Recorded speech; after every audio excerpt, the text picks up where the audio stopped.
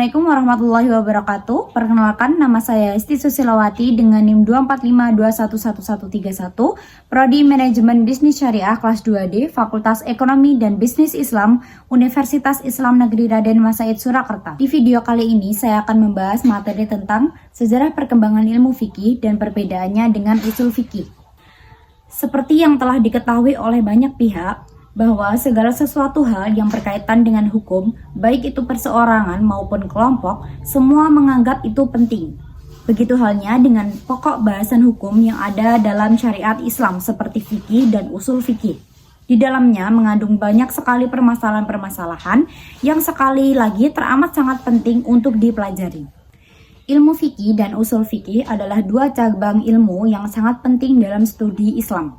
Ilmu fikih mengacu pada pengetahuan dan pemahaman tentang hukum-hukum syariat yang berkaitan dengan perbuatan manusia, baik ibadah maupun muamalah, yang diambil dari dalil-dalil yang terperinci. Sementara itu, usul fikih adalah disiplin ilmu yang mempelajari metodologi dan prinsip-prinsip yang digunakan dalam menggali hukum dari sumber-sumber utama Islam, yaitu Al-Quran dan Hadis.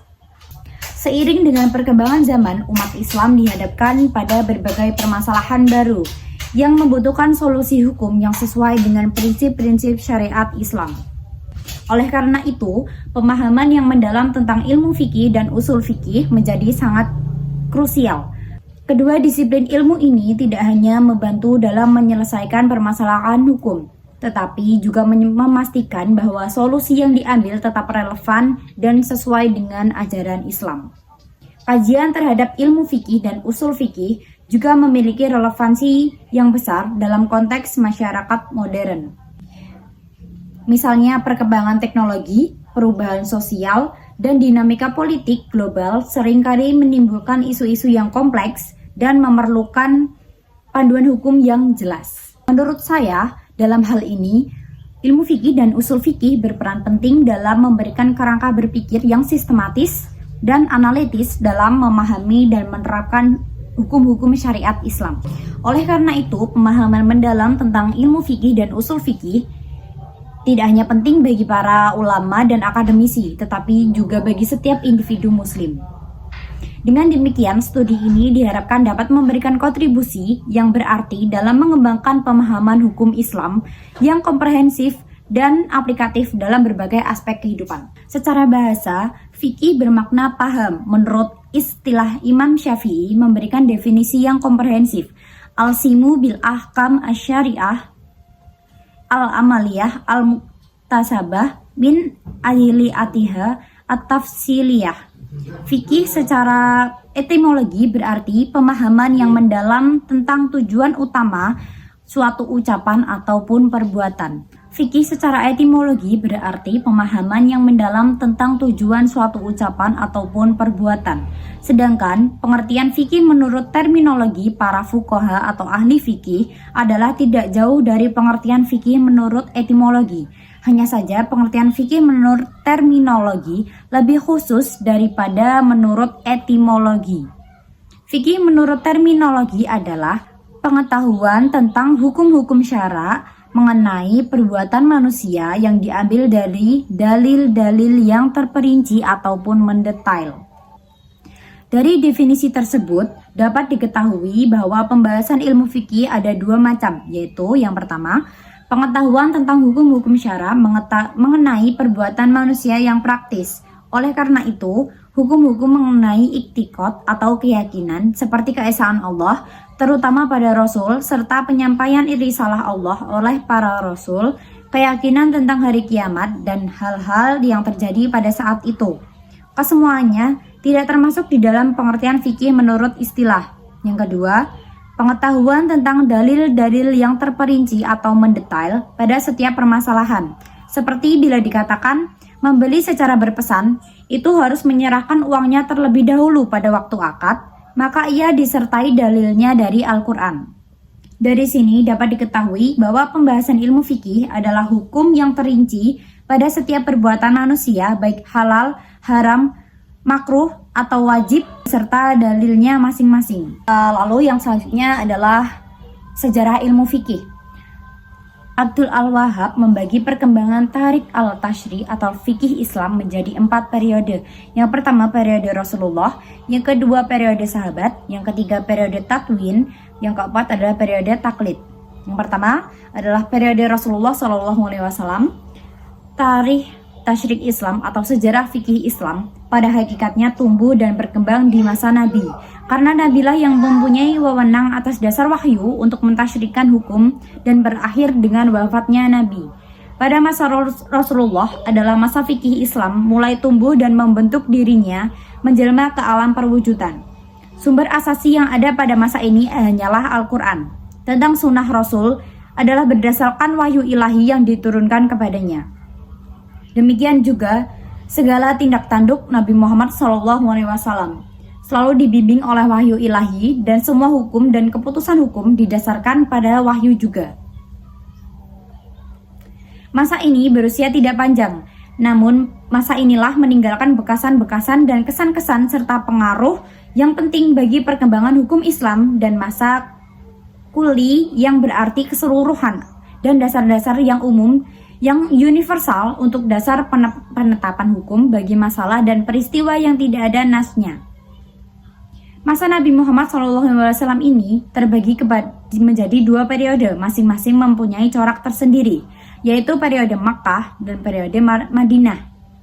Periode Makkah ialah periode pertama, yakni selama Nabi Muhammad SAW menetapkan dan berkedudukan di Makkah, yang lamanya 12 tahun dan beberapa bulan. Semenjak beliau diangkat menjadi nabi hingga beliau hijrah ke Madinah. Dalam masa ini umat Islam masih sedikit dan masih lemah, belum dapat membentuk dirinya sebagai suatu umat yang mempunyai kedaulatan, kekuasaan yang kuat. Nabi telah mencurahkan tauhid ke dalam jiwa masing-masing individu dalam masyarakat Arab serta memalingkan mereka dari perhamba diri kepada berhala. Di samping beliau menjaga diri dari aneka rupa gangguan bangsanya, dan masa ini belum banyak hal-hal yang mendorong Nabi Muhammad SAW untuk mengadakan hukum atau undang-undang. Karena itu tidak ada dalam surat Makkiyah atau ayat-ayat hukum seperti surat Yunus, Ar-Ra'd, Yasin, dan Al-Furqan. Kebanyakan ayat-ayat Makkiyah adalah berisikan hal-hal yang mengenai akidah, kepercayaan, akhlak, dan sejarah. Periode yang kedua adalah periode Madinah, yakni Nabi Muhammad SAW telah hijrah ke Madinah dan Nabi menetap di Madinah selama 10 tahun sampai wafatnya. Dalam masa inilah umat Islam berkembang dengan pesatnya dan pengikutnya terus-menerus bertambah. Mulailah Nabi SAW membentuk suatu masyarakat Islam yang berkedaulatan. Karena itu, timbullah keperluan untuk mengadakan syariat dan peraturan karena masyarakat membutuhkannya untuk mengatur perhubungan antara anggota masyarakat atau dengan lainnya. Dengan demikian dapat disimpulkan bahwa dalam periode Mekah hampir tidak didapatkan indikasi yang berarti karena masa ini merupakan masa pembentukan pondasi ketauhidan Islam. Ayat-ayat yang diturunkan adalah akidah, berbeda dengan masa Madinah di mana ayat-ayat tentang hukum dan peranata sosial mendominasi, sehingga indikasi penetapan hukum lebih terlihat jelas. Selanjutnya, suatu hal yang nyata terjadi adalah bahwa Nabi telah berbuat sehubungan dengan turunnya ayat-ayat Al-Quran yang mengandung hukum atau ayat-ayat hukum. 4 adalah periode sahabat. Periode ini terjadi pada masa wafatnya Nabi Muhammad SAW dan berakhir sejak Muawiyah bin Abu Sufyan menjabat sebagai khalifah pada tahun 41 Hijriah. Pada periode ini hiduplah sahabat-sahabat Nabi yang terkemuka yang mengibarkan bendera dakwah Islam. Pada masa ini Islam sudah meluas yang mengakibatkan adanya masalah-masalah baru yang timbul. Oleh karena itu tidaklah heran apabila pada periode sahabat ini pada bidang hukum ditandai dengan penafsiran pada sahabat dan ijtihadnya dalam kasus-kasus yang tidak ada nasnya. Di samping itu juga terjadi hal-hal yang tidak menguntungkan, yaitu perpecahan masyarakat Islam yang bertentangan secara tajam. Di periode sahabat ini, kaum muslimin telah memiliki rujukan hukum syariat yang sempurna berupa Al-Quran dan hadis Rasul. Kemudian dengan ijma dan qiyas diperkaya dengan adat istiadat dan peraturan-peraturan berbagai daerah yang berkenaungan di bawah Islam. Dapat kita tegaskan bahwa zaman Khulafaur Rasyidin lengkaplah dalil-dalil tasyri' Islam. Sahabat-sahabat besar pada periode ini menafsirkan nas-nas hukum dari Al-Quran maupun hadis, yang kemudian menjadi pegangan untuk menafsirkan dan menjelaskan nas-nas lain itu. Para sahabat memberi fatwa-fatwa dalam berbagai masalah terhadap kejadian-kejadian yang tidak ada nas yang jelas mengenai masalah itu, yang kemudian menjadi dasar ijtihad. Yang kelima adalah periode Tadwin. Pemerintah Islam pasca keruntuhan Daulah Umayyah segera digantikan oleh Daulah Abbasiyah. Pada masa Abbasiyah ini disebut juga masa Mujahidin, masa pembukuan fikih, karena masa ini terjadi pembekuan dan penyempurnaan fikih. Pada masa Abbasiyah yang dimulai dari pertengahan abad ke-2 Hijriah sampai dengan pertengahan abad ke-4 Hijriah.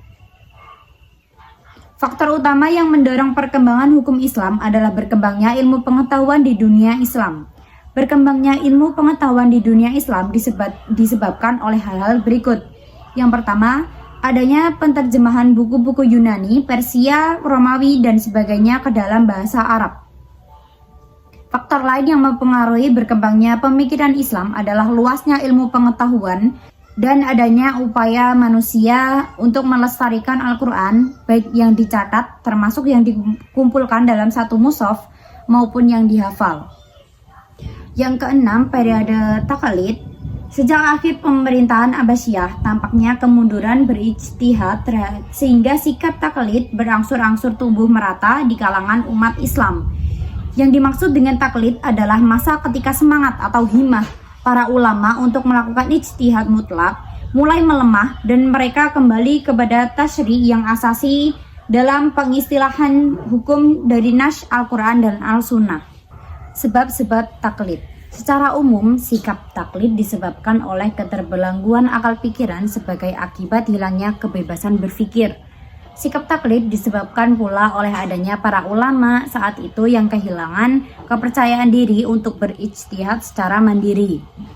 Mereka menganggap para pendiri mazhab lebih cerdas ketimbang dirinya sendiri. Sikap taklid juga disebabkan oleh banyaknya kitab fikih dan berkembangnya sikap berlebihan dalam melakukan kitab-kitab fikih. Hilangnya kecerdasan individu dan merajalelanya hidup materialistik turut mempertajam hukum munculnya sikap taklid. Selanjutnya adalah aktivitas ulama di masa taklid. Masa taklid disebut juga para fuqaha mempropagandakan mazhab dan aliran mereka masing-masing. Mereka menulis kitab-kitab yang menjelaskan keistimewaan imam serta diri mereka masing-masing dan memberi fatwa pula bahwa orang yang bertaklid atau muqallid tidak boleh pindah dari mazhab satu ke mazhab lainnya. Pada masa ini, kitab-kitab para ulama mazhab dapat dikategorikan dalam 3 kelompok, yaitu matan, syarh, dan hasiyah.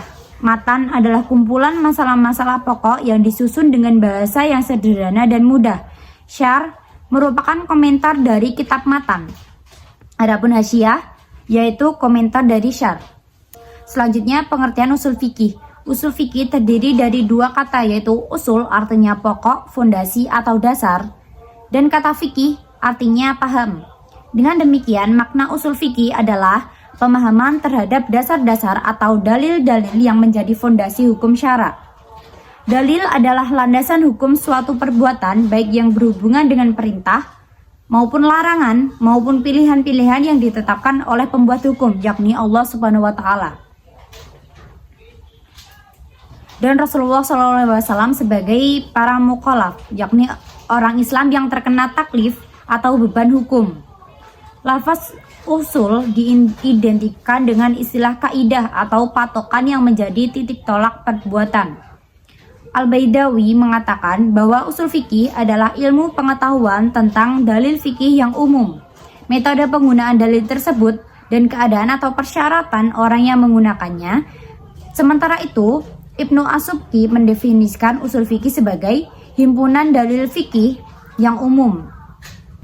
Jumhur ulama usul fikih mendefinisikannya sebagai himpunan kaidah atau norma-norma yang berfungsi sebagai alat penggalian syara dari dalil-dalilnya. Pendapat ini dikemukakan oleh Syekh Muhammad Al-Khudori, seorang guru besar Universitas Al-Azhar Kairo. Adapun Kamaluddin Ibnu Humam dari kalangan ulama Hanafiyah mendefinisikan usul fikih sebagai pengetahuan tentang kaidah-kaidah yang dapat mencapai kemampuan dalam penggalian fikih.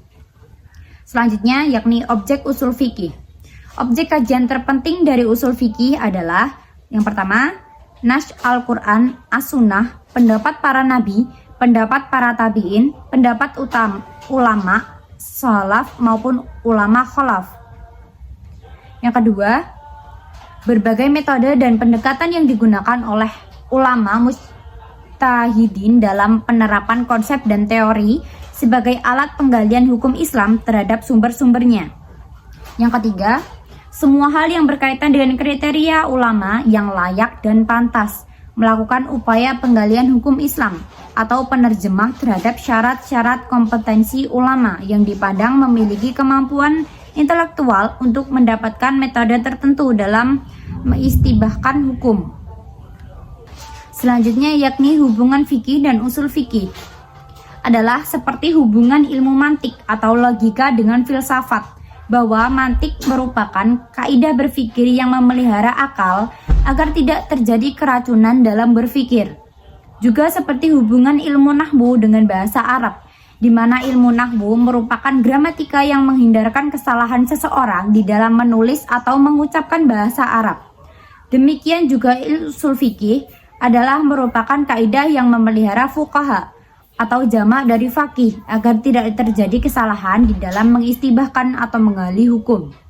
Di samping itu, fungsi usul fikih adalah membedakan antara istibah yang benar dengan yang salah. Sebagaimana ilmu nahwu berfungsi untuk membedakan antara susunan bahasa yang benar dan susunan bahasa yang salah. Dan ilmu mantik untuk mengetahui argumentasi yang ilmiah serta kesimpulan yang ilmiah pula. Selanjutnya yakni perbedaan fikih dan usul fikih. Perbedaan mendasar antara usul fikih dan fikih dapat disimpulkan sebagai berikut. Yang pertama, usul fikih merupakan metode yang menggali hukum dalam nas Al-Quran dan As-Sunnah, sedangkan fikih merupakan pengalaman dalil yang ketetapan hukumnya telah jelas yang diproduk oleh usul fikih. Yang kedua, usul fikih menetapkan dalil, sedangkan fikih menjadikan dalil sebagai rujukan perbuatan. Yang ketiga, usul fikih terlebih dahulu bekerja, sedangkan fikih bergerak setelah usul fikih. Yang keempat, usul fikih menggunakan kaidah-kaidah yang mengistilahkan hukum yang kemudian menghasilkan jenis-jenis hukum tertentu, yakni wajib, sunnah, mubah, haram, makruh. Lalu fikih menjelaskan bentuk-bentuk praktis suatu perbuatan yang dikategorikan sebagian dari jenis-jenis hukum tersebut. Kesimpulannya, ilmu fikih dan usul fikih merupakan dua disiplin ilmu yang saling berkaitan dan mendasari praktik keagamaan dalam Islam. Ilmu fikih memberikan panduan tentang hukum-hukum praktis yang mengatur kehidupan sehari-hari umat muslim. Sementara usul fikih menyediakan metodologi dan prinsip-prinsip dasar untuk memahami, menginterpretasikan, dan mengembangkan hukum-hukum tersebut. Dalam makalah ini telah diuraikan bahwa pemahaman yang mendalam terhadap kedua ilmu ini sangat penting untuk menjalankan ibadah dan aktivitas sehari-hari sesuai dengan ajaran Islam.